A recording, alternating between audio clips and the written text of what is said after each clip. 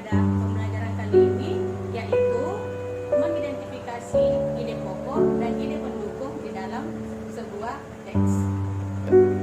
Oke, anak-anakku sekalian, sebelum kita lanjut ke materi kita yang sebenarnya, di layar terlihat ada dua pertanyaan pemantik yang Ibu sudah siapkan. Silakan kalian cermati baik-baik kedua pertanyaan pemantik tersebut.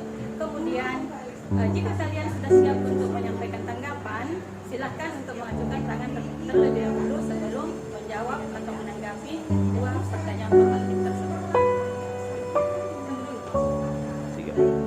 Ya, tadi luar biasa jawaban-jawaban dari kalian yang sempat menyampaikan jawaban dari dua pertanyaan pemantik tersebut. Dari beberapa jawaban tersebut, Ibu sudah bisa menyimpulkan bahwa pemahaman awal kalian tentang ide pokok dan ide pendukung itu sudah lumayan bagus. Kali ini kalian boleh lihat di layar, ada Ibu kutip satu pendapat ahli tentang apa itu ide pokok. Kalian bisa lihat sendiri redaksi kalimatnya, bahwa ide pokok adalah suatu gagasan yang mendasari terbentuknya sebuah kalimat atau sebuah paragraf. Kemudian letak ide pokok itu sendiri di dalam sebuah teks ada tiga, yaitu di awal paragraf yang diistilahkan dengan paragraf induktif, di akhir paragraf yang diistilahkan dengan paragraf induktif, dan ada juga berada di seluruh paragraf. Artinya nanti setelah kita baca keseluruhan paragraf tersebut, baru kita bisa menentukan mana ide pokoknya. Baik, materi kita selanjutnya adalah mengenai ciri-ciri ide pokok. Sebelum kalian nanti mengerjakan sebuah latihan tentang ide pokok dan ide pendukung, kita harus memahami dulu lebih awal apa sebenarnya ide pokok tersebut. Ini ada ciri-ciri, ada 5 ciri-ciri dari ide pokok, bisa kalian lihat sendiri di layar.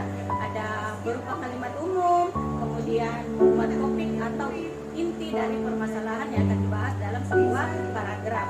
Kemudian hanya ada satu gagasan pokok di dalam sebuah paragraf, karena ciri-ciri paragraf yang baik adalah paragraf yang hanya mengandung satu ide pokok. Ya, selain ide pokok yang sudah kita ketahui tadi ciri-cirinya, sekarang adalah ciri-ciri dari ide pendukung. Boleh dikatakan kebalikannya dari ide pokok. Tapi kalau ditanya apa itu ciri-ciri ide pendukung, jawabannya tidak boleh kebalikannya dari ide pokok, Bu. Ya, itu kurang tepat. Tapi ini ada 7 ciri-ciri dari ide pokok yang bisa kalian baca sendiri di layar. Ada berupa kalimat khusus, yang tadi kalau di ide pokok kalimat umum, sekarang kalau ide pendukung adalah kalimat khusus.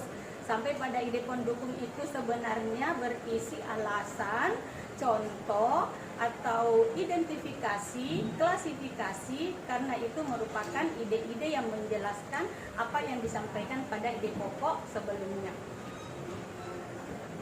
Baiklah anak-anakku sekalian, setelah kita membahas lebih rinci tentang ide pokok dan ide pendukung, di slide Ibu perlihatkan satu contoh paragraf yang bisa kalian lihat mana perbedaan antara ide pokok dengan ide pendukung. Di situ ada yang Ibu warnai langsung, itu adalah ide pokoknya, dan yang lain kalimat selanjutnya itu semua adalah ide pendukung. Baik, seperti biasanya setelah kita membahas masalah sampai sudah ada contoh yang diberikan oleh Ibu, sekarang tiba kita pada sesi pertanyaan. Mungkin anak-anakku ada yang mau bertanya, silakan untuk mengajukan pertanyaannya. Jika masih ada materi yang dirasa perlu untuk ditanyakan. Baik, adapun pertanyaan yang kalian sampaikan tadi, nanti kita akan bahas pada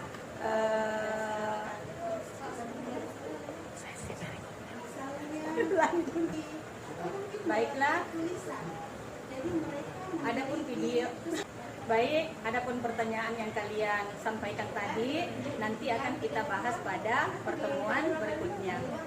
Sekarang untuk mengetahui apakah kalian betul sudah paham tentang ide pokok atau ide pendukung, di layar sudah terlihat ada tugas yang Ibu sudah siapkan. Ini bukan tugasnya, tapi ini salah satu format tugas yang bisa kalian buat. boleh dalam bentuk tabel, jadi ada ide pokok, ada ide pendukung. Ini kalau Ananda mau buat seperti ini. Tapi kalau ada yang membuat dalam bentuk bukan tabel, boleh, terserah dari kreasinya kalian masing-masing. Ya.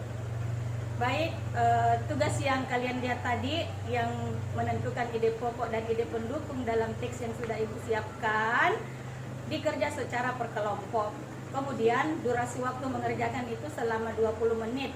Jadi setelah 20 menit kita akan bertemu kembali agar kalian bisa mempresentasikan tugas kelompok yang telah kalian kerjakan. Selamat bekerja.